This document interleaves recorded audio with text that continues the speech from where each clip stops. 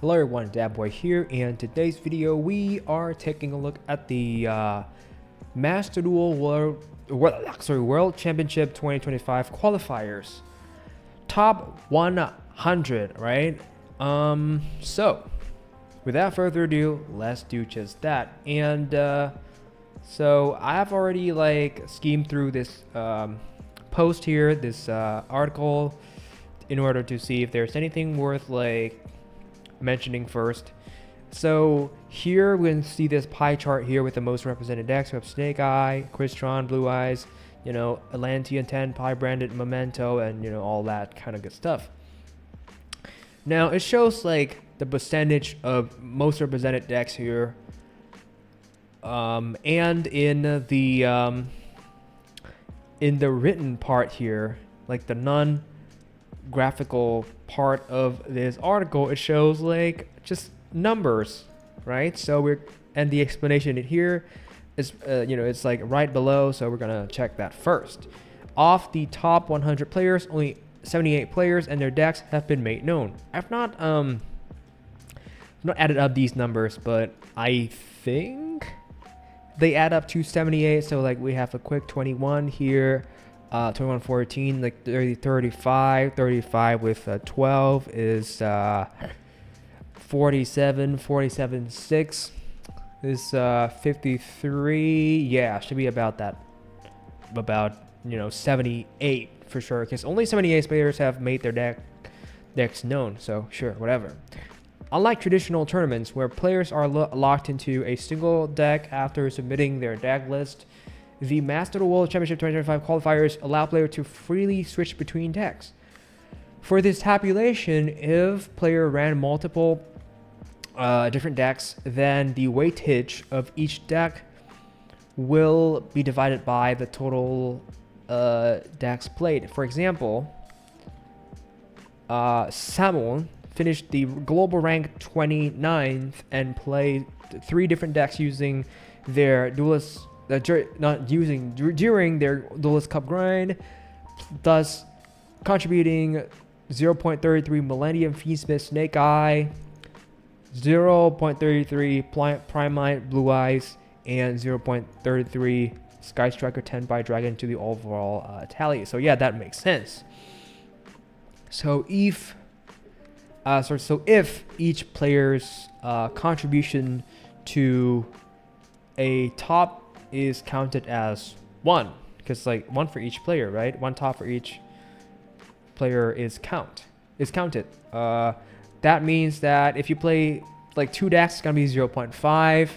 Like here, if you play 3, it's gonna be 0.33. If you play 4 decks, it's gonna be 0.25. So on and so forth. So yeah, looking at these weighted numbers here, it makes more sense, because when I was first looking at this, I thought, damn, there's a 0.67 person, or what's going on here? Is this person not whole or something? They missing? Yeah, I don't want to make that kind of joke, so you get what I mean. I was kind of confused by the numbers here, not being round numbers, because I'm a person is person. What do you mean a person is less than a person? You know what I'm saying? But yeah, so that's the explanation. So with all that yapping out of the way, let's take a look at the most represented decks. So I'm not gonna be looking at these numbers here. I don't care. I mean, we should probably pay attention to the variance. But yeah, that is something I'm gonna talk about as we go over each of these these most represented decks. So of course, Snake Eye, most represented, 26.5%. Insane deck, you have your Millennium engine and your Fiendsmith engine, and they synergize insane with this deck. You don't stop the Millennium engine going second, you're cooked. You don't stop the Fiendsmith engine, you're cooked. And if you're somehow lucky enough to stop these engines, they have already top decked a Snake Eye engine piece, and they have not done? They have not normal summoned this turn. So they normal summon and they full combo, and you're cooked. That's why this deck is so good, being able to play so many engines and while still being able to play a bit of non-engine as well. Of course, it's gonna be an insane strategy, like no question asked. And then we have like a slightly more bloated variant with Cash Deer here, Millennium, Cash Deer, Fiend, Smith, whatever. I hate the Cash Deer engine, personally as a melodious player, because like sometimes going second, my board can be super fragile to and vulnerable to the Cash Deer in interactions, especially Fenrir. Screw that card, bro. It sucks. So yeah, of course, Snake Eye, nothing more needs to be said. You know what you know. Crystron, the second represented deck, at 18%, and with two main variants here, which is Millennium Crystron and Horus Crystron. Now, the thing with this deck is that it is very, very like graveyard based, because like most of the cards you trying to feed to the graveyard to make plays, and honestly going second there isn't a lot of insane interactions you can do to the opponent's graveyard. And so yeah, like this deck being able to shit out stuff like the FA Dragster and all the Ami negate stuff like Cyber Dragon Infinity, it's like, okay, like I'm not even playing anymore. I mean, if I go first and I'm able to set up a good melodious board, then I can win, but otherwise I am just cooked. Like the fact that I can use Millennium, the Millennium engine to bait out your interactions first before going to Crystron is just like evil, bro. And one Sanganjin into a zombie vampire mill, being able to like send the Crystron engine like into the grave potentially is just evil work, bro. Like diabolical. I am not going to say anything else about this deck. It's an incredible strategy, one that I think I might want to pick up because facing this deck feels miserable, but watching them play feels pretty cool. So yeah, unlike the Snake Eye deck where it's like I hate watching them play, bro. Goddamn. And one Horus Crystron variant here, which I mean, like the Horus spell, continuous spell, lets you just keep feeding the graveyard, but like up to 4 times a turn. So like I didn't even know it was capable of doing that until facing this deck so many times, this format, this event. So whatever. Like again, an incredible deck. Enough said. Let's move on to the next one, being Blue Eyes, 15.8%. Let me kind of, I guess, trying to zoom this in so it looks a bit bigger, right? Easier to read, all that kind of stuff. So almost 60% of Blue Eyes, third most represented deck.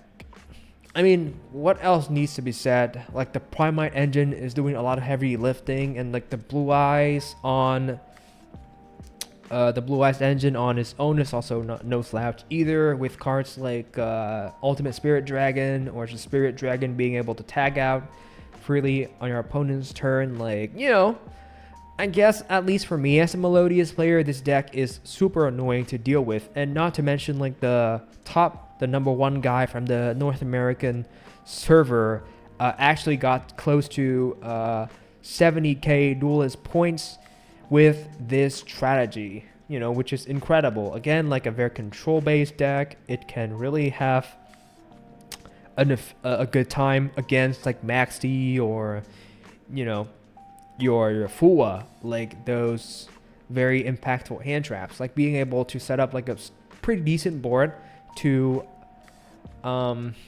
survive the next turn into like the third turn where you can just full combo. I mean, not full combo, but set up like a decent board to kill from there is nothing short of incredible. So yeah, this strategy is very good, but that is I guess pretty much all I even need to say, because like what else is there to be said?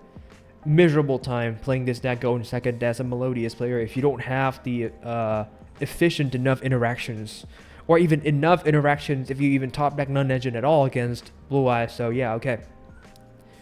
Fourth most represented deck, Atlantean, at 7.7% with 6 tops, right? 6 tops. So this deck is very, very insane because it searches like crazy. So unless you can resolve an early draw, you're cooked. The moment they summon Naptibus and you don't have any form of efficient interaction, might as well just scoop. And the fact that they can have the Deep Sea Minstrel card hand looping you for 2? I mean, I don't remember exactly, but yeah, it's just like this deck has so many toxic cards that it can make very good use of, like squeeze out every last drop of efficiency there. Is insane for this deck. It's such an incredible deck, but I hate facing it because, again, like for me personally, this deck is really hard to do anything about going second. Going first though is a different strategy, different story. Okay, so Atlantean, powerful, toxic. That's all I gotta say for this deck. Like, imagine, you know. So this is the 5th most represented decks. About let me see here, 6 tops. Tenpai Dragon with your pure build and your Sky Striker build, which I mean gives the deck a bit more utility.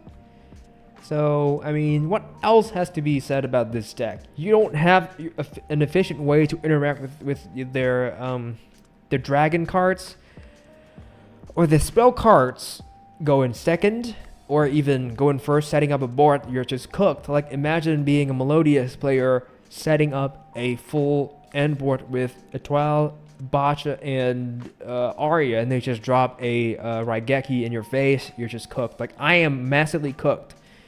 And there's also the, I think it's called the Transcendent Dragon, I don't remember the correct name here, which is able to, like, make my Melodious monsters into attack position, even though I summoned them, like basically changing the battle positions. If you know that card. I mean, like at this point, everyone who is playing this event should have decent knowledge of Tenpai. But yeah, this deck is also, like, as powerful as this deck is, it's also, in my opinion, pretty easy to stop.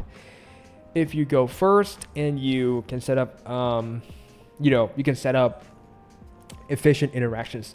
For me as a Melodious player, I have like my Graveyard Sweep, very nice, and my Bounces, very nice.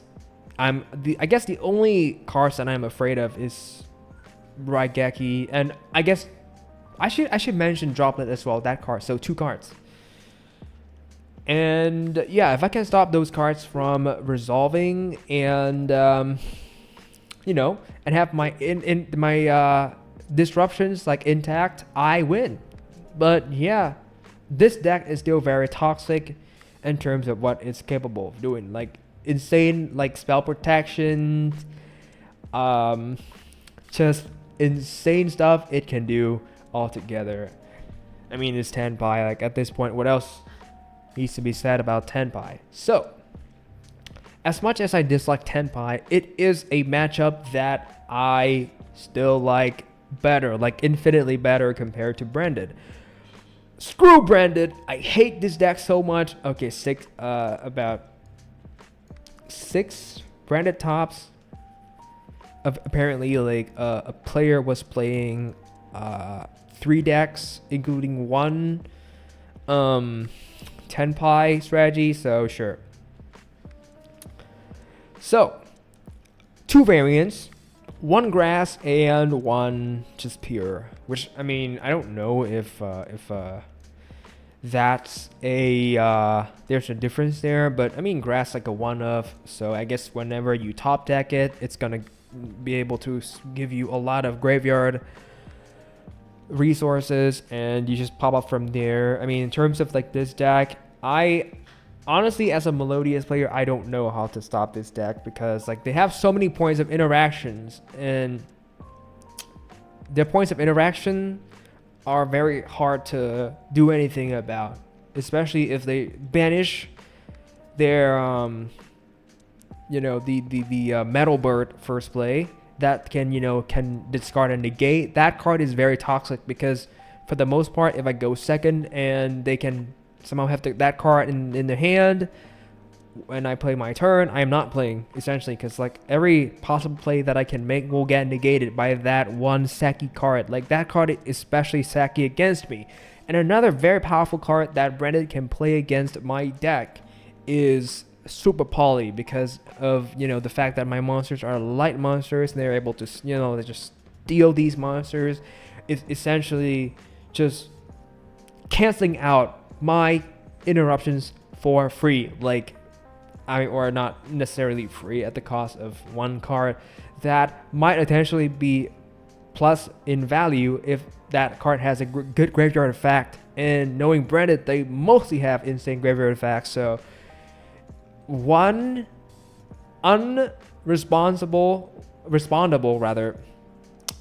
Super Poly and I'm cooked. So I hate this deck so much. Like, it's so unfair, when you do a Branded matchup as a Melodious player. It's just straight up an L for you. I mean, if you go second and if you go first and if you go second, you're pretty much cooked. Because like, even if you have like hand traps, you have to pray that they don't have enough to push through. And when it's your turn, since you've already drawn so many hand traps, you lack starters, and the Melodious starters can be stopped pretty easily. If you have Ash, you have Imperm, yeah, I pretty much have my turn skipped. And if I go first and I can set up a decent board and they don't top deck Super Poly, then I guess I can somehow survive. But still, being able to search the Metal Bird, which I still forget the name of that card as of this point, but somehow, I hate the card so much and I don't remember the name, which is kind of funny to me, honestly. But yeah, the card is so fucking annoying. And they search it. I have no, Melodious has no engine, in-house archetypal negation. So they search that card and basically protect their plays for pretty much free. I mean, not free, but kind of free. So that's all I want to say. I hate this deck. A big brain Branded player can just make miracles happen. That's all I'm gonna say. And especially a Saki deck for Melodious. Melodious matchups for them should always be free.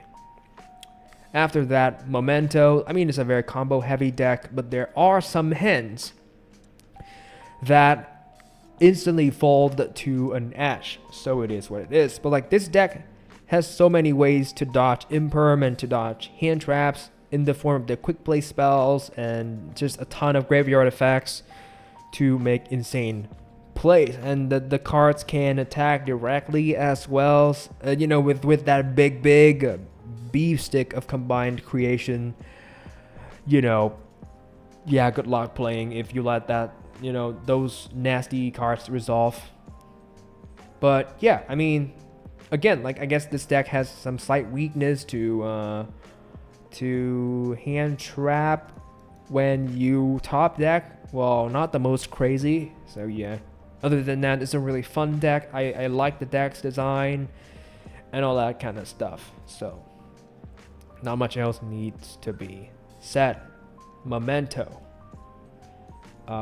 Wait, how many percent is that? So it's 7% Branded, 7.5%. So the decks after Blue Eyes are kind of close in terms of representation rate, right? Around 5 to 7%, not a big distance from one another. And I mean, I think that's a cool thing. I don't know why, I cannot tell you, but I think it's cool because the numbers are so close together and my brain likes that fact. So with other decks, other strategies representing almost 30% of the rest of the yeah, the chart. And we have Gimmick Puppet. I took a break during this format, so I don't know what the hell this strategy does. I cannot talk about it, but I think it's toxic because it has some floodgates, at least at what I've heard. Maybe I'm stupid and I remember incorrectly, so whatever. And this is what I am interested in here. 2 melodious tops. Do you know how like my final DP result for this WCS event? It's like 5-8 DP, bro. I'm a disgrace to melodious players, and I'm sorry for being so ass. Cause like I'm only recently back to the game, so I mean I can't say anything else other than that I suck. But I'll try to do better, I guess. So I will be taking a look at the melodious stuff later and just the top 10 stuff. I think it's just like great fun to learn about what the top players are doing, to educate yourself there. Fiendsmith, Cash, Tears. I mean, Tears an insane deck, and if it pops off, you're cooked. So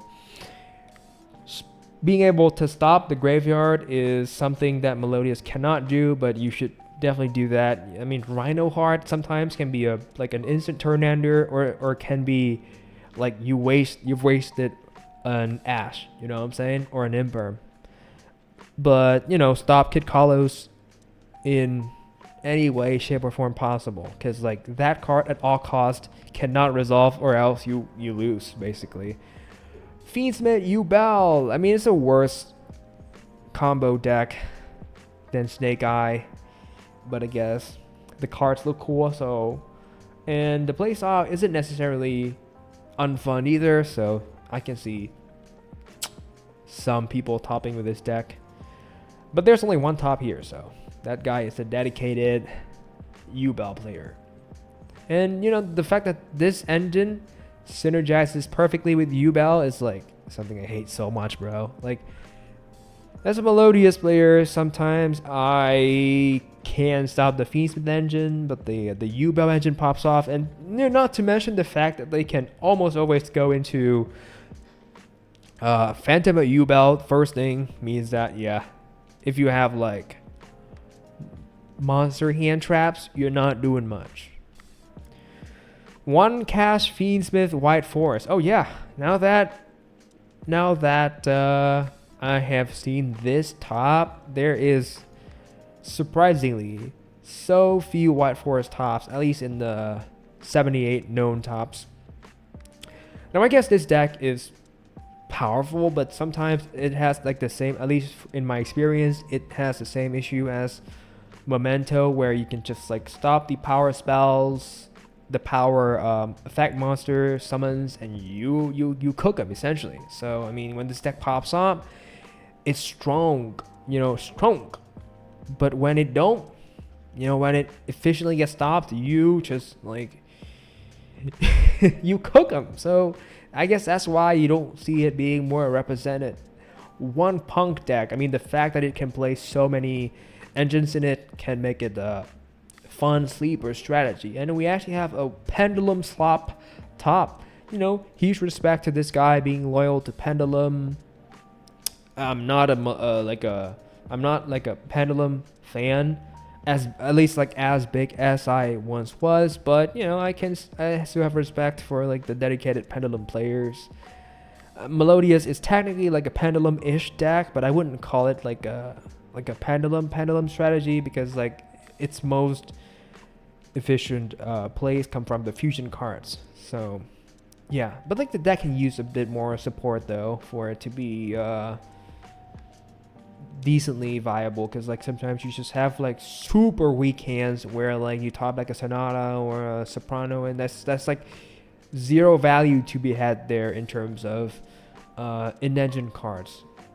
You would want Melodious to have, I guess, cards that can do more on their own. So perhaps giving the deck a spell so that Coplet can also become a 1-card combo isn't a bad idea. But that's just me. I don't think they want to make Melodious broken or anything like that. But considering how much better Lunalight is, you know, compared to Melodious right now as a fusion strategy, I would say that Melodious deserves probably 2-3 more cards to make it completely insane. And then one Fiendsmith Beasteel, or you can say Fiendsmith Control. And then one super heavy Samurai FTK. I mean, it's insane that this deck can do this. I'm not sure how you FTK with this deck, because like it's been a while since I've read any super heavy Samurai cards, but probably like I might be wrong, but I assume that they do it in the form of like the non-engine cards. I don't know, but yeah, like pretty. I wouldn't say like diverse. It is a Snake Eye and Crystron dominant, Snake Eye, Crystron, and Blue Eyes dominant format. And I mean, at least there's not a tier 0 deck. Like this Snake Eye deck is slightly better than the rest, but you know, even after receiving some really heavy hits to some of the power spells, the power starters, which I mean says a lot about its power level. And it's about damn time we received the Malice cards and the Rival cards, you know what I'm saying, to shake up the format a little, to make it less, I don't know, one note. Because like you've been seeing Snake Eye forever now. You've been seeing Crystron. I mean, not forever. It's a new strategy, but it's cool. So you know, I'll allow it. And Blue Eyes, I don't like this strategy. It's like too carried by Primate cards, in my opinion. Cause like when the engine is backed up by the controllability, that the insane controllability, I might add, from the Primate engine, like you're not capable of much. You're not capable of much for sure. So yeah, I mean, I want to see more hits to the Snake Eye. I mean, I don't think they can hit anything else, right? Maybe Diabell Star. I don't know. I'm not too sure about that. Hitting the Millennium engine, I don't know. I honestly don't know, like, whether or not that is going to be a thing here, because hitting this will actually hurt the pure Millennium deck pretty much, and that deck is like, it's fine. It's a fine deck. It's okay. And having one of the key pieces butchered, I don't know. I mean, if it happens, it happens. I have no say on this. I'm just like parroting off of that Joshua Schmidt take here. All right, okay though. Yeah, that's everything. So yeah, I have successfully covered the chart here. Overall, like, again, I want to see a new format change into, I don't know, like a Rizel format, a Malice format, where I can just, again, face anything other than Blue Eyes and Snake Eye. Like, those decks are so lame, bro. They are strong decks, no doubt, but yeah, I don't want to face them anymore. It's just boring at this point.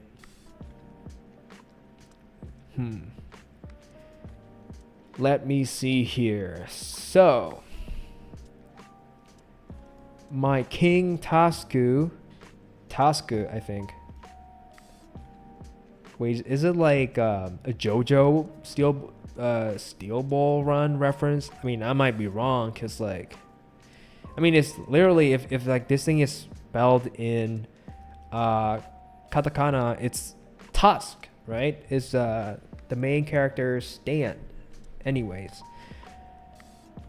the number one deck globally ranked, right, is Millennium Crystron. So I'm not gonna cover these decks right now, because there are other more, you know, knowledgeable YouTubers that have done the job of covering most of these decks. And yeah, my knowledge compared to them, like, I've just returned to the game for the past 6 months. So of course I'm not gonna know as much as these people, so I'm not gonna cover any of these things here. All I care about right now essentially is the melodious tops, because like I've been playing this deck since forever now, so I have decent knowledge to talk about this deck. And yeah, the fact that this strategy is able to top 50 here is nothing short of incredible, and I love to see it, you know.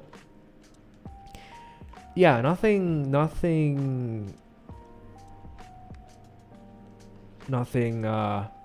below top 50. I don't count this as a melodious player. Yeah, I don't count this as a melodious player. I'm more like a pendulum slot player, as I have said earlier. So let's take a look at the melodious list here. See what's up. So,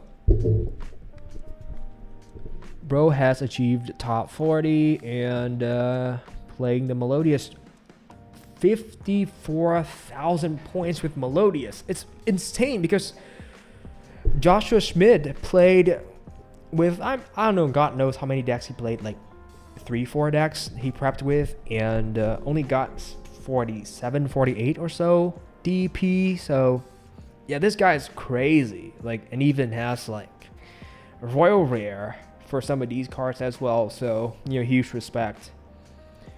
So this list features some things here that I have absolutely picked up and you know, just copy this for my own strategy, and I'll be talking about everything here right now. Is that the Ava package and the additional to green light, because this is really good because it can help you play through some of the power spells in certain matchups, like the ability to be able to negate some of the power spells will make a world of difference as a melodious player. So you know, I really like the fact that they choose to not play any Fuwalos and instead play 2 green light. That is so cool. And when coupled with Ava, it means that you can search for some like follow-up interruptions. So I'm a fan of this build, and so far I've been testing and it's been great. I guess the only like really terrible situation is when you have Eva in the hand without any Herald cards, and in that case, yeah, Eva's a brick. But would I take Eva as a brick any day over like a Fuwa brick, or let's see what else, a Fuwa brick, or a, just imagine any other brick that this deck can have to it? Yes, I would absolutely in a heartbeat take Eva over many other cards that Melodious can run. I'm surprised that we don't see the Purple Herald here, but I guess we have more power spells than we do power traps. So I guess the only trap that you need to worry about this format is meta-wise, of course, is Impulse or maybe Perch, but those aren't that frequent, I feel. I didn't even get Perch that much in my grind. I didn't even get Impulse that much even in my grind. So there's also that. As far as some of the like engine ratios here are concerned, I think it's pretty standard. Yeah, 3 Couplet, 3 Refrain, 3 First Movement, 3 Ostinato, 1 Concerto, 3 Sonata, and 2 Soprano, 1 Canon, 1, again, like very standard ratios as far as I'm concerned. And I guess in terms of like Sonata, you can do 2 as well, but you know, sometimes opening 2 Sonata is pretty nice, especially when you cannot do anything else. It will turn into a pretty good play with, you know, summoning the first copy of Sonata, summoning a second copy into linking into a Bloom Diva, and yeah, you can full combo from there. If your opponent doesn't have a Nibiru, you are good. So yeah, I like three sonatas rather. Playing two soprano is better than three, I think. I used to play three for the longest time, but sometimes you hate opening multiple soprano because this card on its own is useless. So yeah, you only play it because you need a way to fusion summon as a fusion deck, fusion strategy.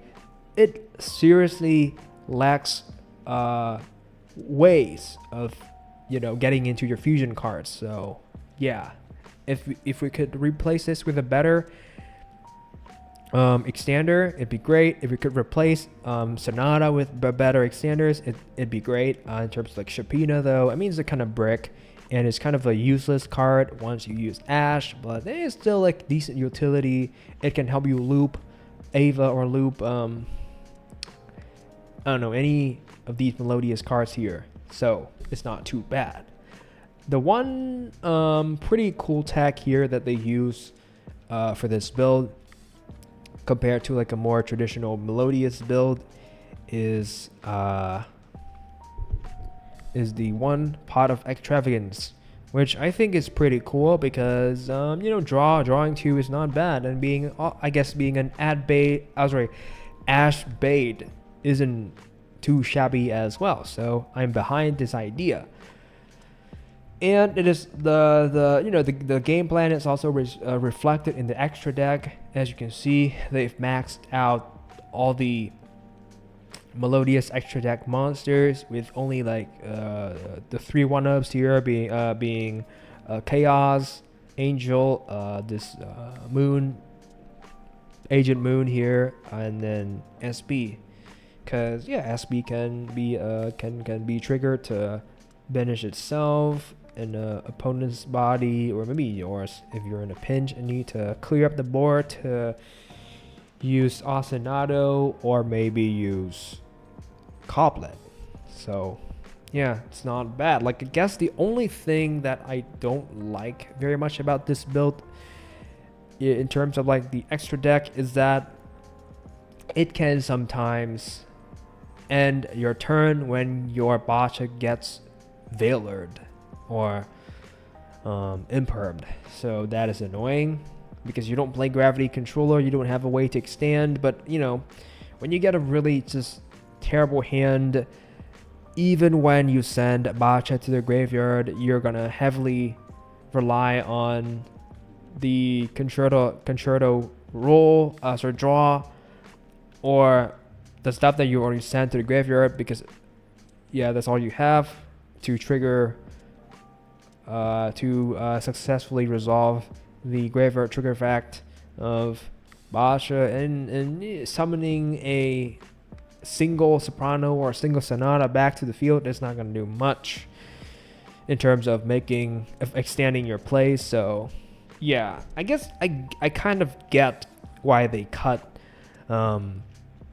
Gravity Controller here, but if you start off your play with Ostinato and it resolves and your Bacha gets Veilered, having the help of the one Gravity Controller can be good, since you can you can beforehand dump at least one refrain here. I don't care what the other one is, and special summon it back and search Coblet and just keep playing. That's also pretty good, but the strategy forgoes that line. So yeah, I guess that's my one thing I dislike about this strategy. But after seeing this thing yesterday, copying it, I mean, my version is obviously more budget because I don't have my copies of Purge. Obviously, it took me straight from Master 4 to Master 1, which is crazy. Like, I only lost like 2-3 matches or something like that, and I got like an 8-win streak with this strategy, which is insane compared to my more standard build, which for a standard build you don't have this Eva and Green Herald package, and you have maybe your Veiler, your Cross Out, your Nib, and maybe more melodious names or Fuwa, you know what I'm saying? But Fuwa in this deck is pretty useless because, like, I don't know why, but it get ashed way more often than anything else. At least in my experience, my own luck gets super butchered whenever I top like a Fuwa going second. It almost never resolves, and even when it resolves, it always resolves against a Blue Eyes player, which essentially means absolutely nothing. So yeah, again, like with this strategy overall, like the main deck concern is that it can still sometimes break because you open too many non-engine cards and a useless melodious name, or you know, having Eva alone without having a Herald card. So yeah, that can be the two scenarios that I can immediately see when this deck fails to perform, and that's probably why it couldn't have grinded even higher, you know. But like 50k plus DP is still nothing short of impressive.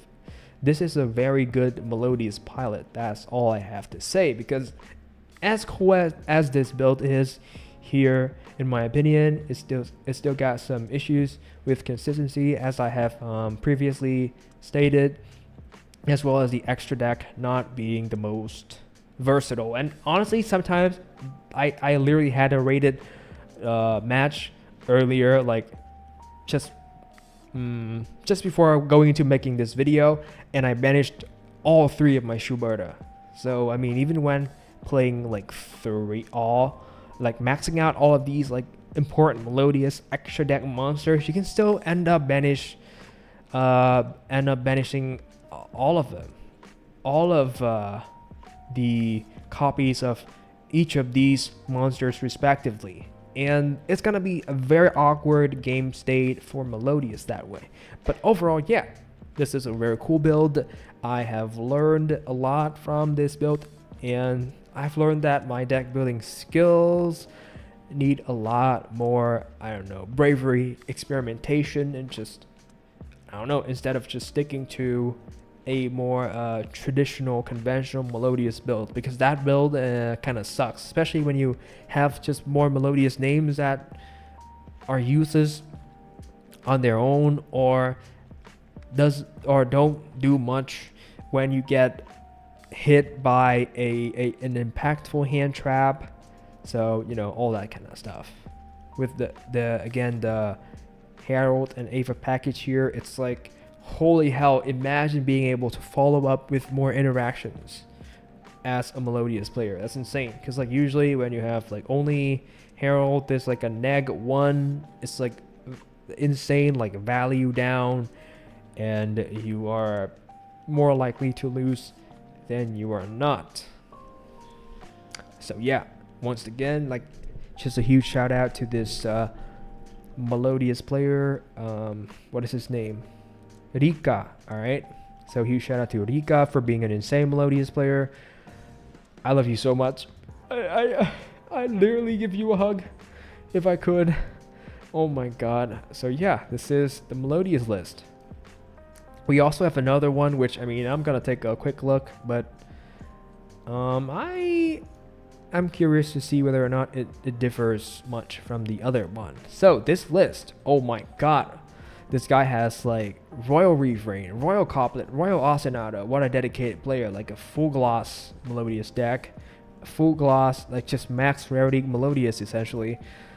Oh my god, that's so beautiful. Anyways, so this deck compared to the other one runs 2 more Imperm and 2 more Purge.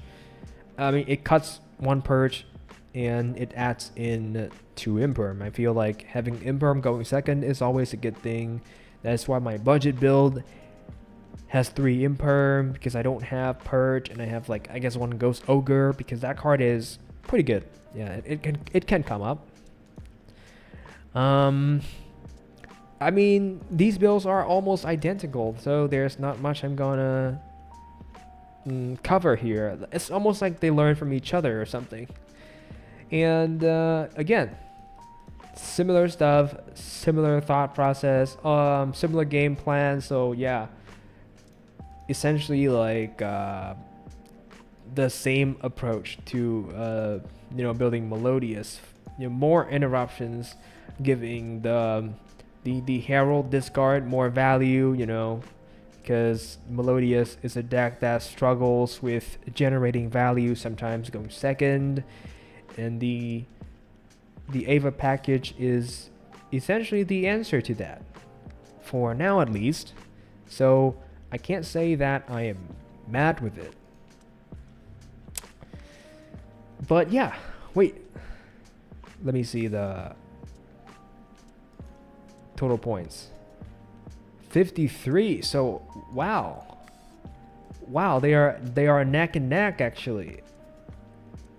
That's crazy. Like 50k plus with melodious, honestly, to me is impressive. And these guys are my favorites now. Wait, what is this guy? Buremoru. Right? Buremoru?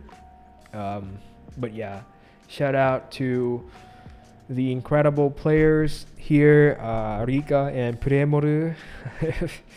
Wait, is this the day? Am I crazy? So I'm sorry if I mispronounced or misread your name here, but you guys are so incredible. And as a melodious player, I have so much to learn from you guys. Next format though, I'm gonna be picking up Labyrinth, because I don't know, I just love the Labyrinth cards, and I am inspired by that one cosplayer player, Kai Wong, I think. Just a really cool deck, cool archetype with cool art. I mean, like obviously like some trap cards the deck plays is kind of sacky and annoying, but who cares? I want to, everything ceases to be annoying once you are on the giving end and the opponent's on the receiving end. You love seeing some of these people suffer. In the video game, of course, okay? Don't take it out of context, please. So yeah, at the end of the day, I guess all I have to do is play more Yu-Gi-Oh! And just learn more about the game, especially after coming back to the game after a long break. Like, I didn't even play during the tier format. I was on break.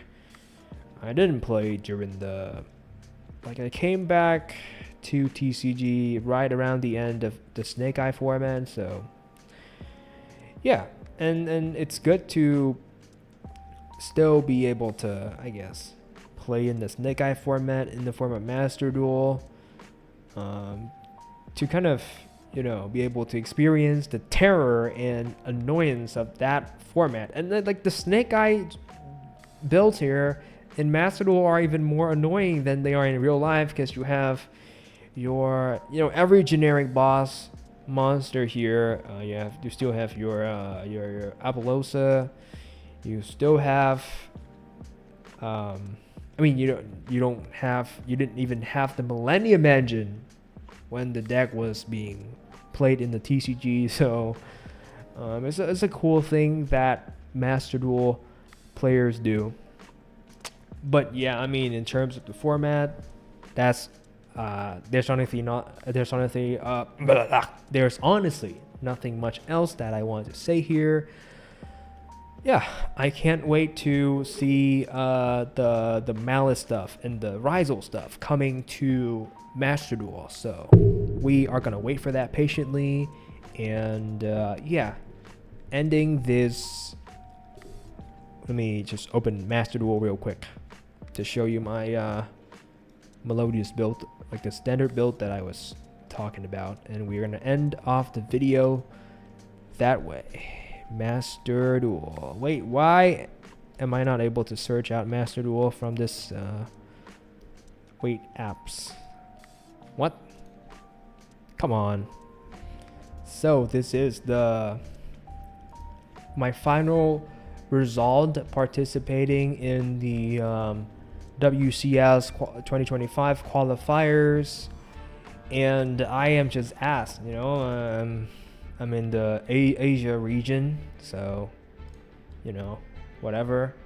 But yeah, my final result 5858. At least it's a cool number, but it's ass. My peak was, I wish we could see our peak performance, but it was like close to. I never hit 13k, so it's what it is. But here's my build. At least my final build. Somewhere along the line, I made use of rivalry and I think one copy of macro because I was so tired of these decks being able to do so much. And I think I didn't even do Nibiru. I think at one point I ran 3 Fua, I cut some melodious names, and this is my build. The thing here is though, Joel and Logbird just didn't perform that great sometimes, so it's also a thing that I guess I failed to kind of mention here when I was covering the top players' melodious builds. When I was going over them, is that they didn't play Joel, because I think Joel is a pretty ass card in terms of what it could do in this format. Now obviously, like Snake Eye, after getting Joel, if they have a decent hand, they could still set up a decent board and kill you later, so it doesn't matter. So yeah, cutting Joel is actually not a bad choice. Cutting Joel in favor of the Eva package and the Green Herald is absolutely not a bad deck building decision at all. At one point I even tried and craft Super Poly as well, because I was hit by that card, like I was sacked by this Saki card when I faced the branded players. So I was really, really, really salty, and I wanted to return the toxicness. But the thing is that it didn't perform against the meta decks. It only I think Memento also used this card, but it didn't hit me as hard because the Memento strat doesn't steal light monsters as effectively, so I guess it is what it is. But yeah, it is such a toxic card when used in branded, because it hits my deck like a goddamn truck. Like Etoile, nice Etoile, whoosh, nice Schuberta, whoosh, you know what I'm saying? Oh my god, I hate the card so much. I should have used that. I crafted these in a fit of anger and frustration, so I just essentially wasted like 90 UR crafting points into a card that I am not even gonna use in the near future, instead of going for like a playset of Purge or a playset of Impulse for my lab strategy, which I am slowly building right now. I see myself as a clown right now. But as you can see here with the extra deck, it is pretty standard. You play a lot of utility cards since you don't play Pata Extravagance. That is why you are actually you don't need to run like 3 Schuberta, but honestly, like sometimes a 3rd Schuberta can come in clutch.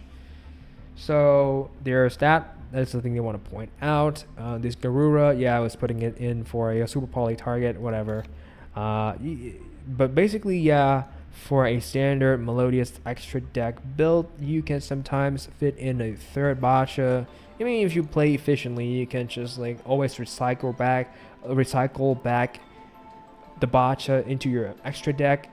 But sometimes you get sacked by a Bestial, and that can hurt so much. So having a 3rd copy can come in clutch sometimes, especially in like late game matchups. So there's that I want to mention. 3rd Etoile is not necessary, but if you run a pot, you don't want to be in a case scenario where you banish all 2 and you just desperately need that 3rd copy. So you know what I'm saying.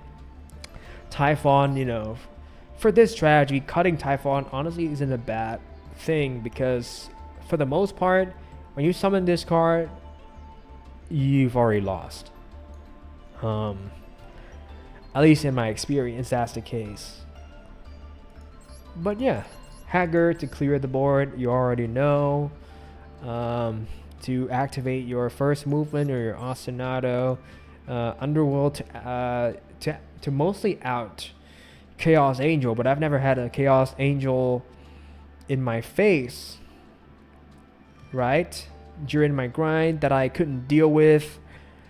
But this could come up sometimes, so that's why it's in the deck. Pretty standard. Baguska Pass is still a thing in Big 2025, and sometimes it hits. It hits like a truck. But if your opponent has an imperm in hand, you're not playing. Essentially, you're cooked. Yeah, that's pretty much my build for the Duelist Cup, the WCS event. Is it a good build? It for the most part largely underperformed in some matchups for me, but like when it hits so goddamn hard. Like when you have like a full board of Etoile, Schuberta, and Arya. I mean, I guess at some point I think I also put in Elegy because like I was facing Tenpai and they drop a Raigeki in my face or whatever. That also hurts. So I mean, yeah, in terms of like, again, like when this deck can have a end board of Etoile, Schuberta, Arya, maybe Elegy, I don't know, and further backed up by an Imperm, a Called By, or a Rivalry, Ash or Droll or Maxi, whatever have you, and then have those cards resolve. Oh my god, you're not losing. Like, and this deck has really great matchups into most decks, I guess, except for Blue Eyes, because like that deck is very control heavy, and Melodious going second is very vulnerable to their interactions. Memento is a very good matchup, and I love playing Memento with this deck. I mean, sometimes it's not winnable, but for the most part I have fun. Branded is the one I hate the most, more so than Blue Eyes. Again, because of their called Macarier, say Merc, yeah, this one, Macorier, yeah, Tribal Gate Macorier. This card can negate my Melodious plays. I hate it for that. And again, Super Poly and Fallen of Albaz. Where is? Okay, so yeah, this card can be extremely sacky as well. But yeah, those are the things that I want to talk about in this videos. And yeah, the Yu-Gi-Oh is amazing. There's so much to learn and to get better at, and I guess I'm happy at the end of the day that I get to play this game, and I get to see people do well with different strategies and learn from them, and also getting to learn from the people who did very well, right? Who do very well with my own strategy that I'm playing here. Like I literally copied that strategy with like I'm testing this card right now, but I don't think it's like that great. You know, in the first move, Ostinato first play here, this card can be good. So that's why I have it right now instead of Chaos, because I've never used Chaos. Not nearly as often, and as you can see, I don't have the budget for Purge. This used to be an Ogre, but I'm testing this. I am doing 3 Imperm, because again, no Purge, no budget for Purge. So yeah, again, huge shout out to Rika and pretty Meru. Is that it? Pretty Moru, yeah. Insane players. I've run out of steam. I think I'm gonna end the video here. So it's been fun yapping with you guys, talking about Yu-Gi-Oh. Literally, it's so much fun, man. So yeah, it's been Dat Boy, and I'll see you all in the next one. Ciao.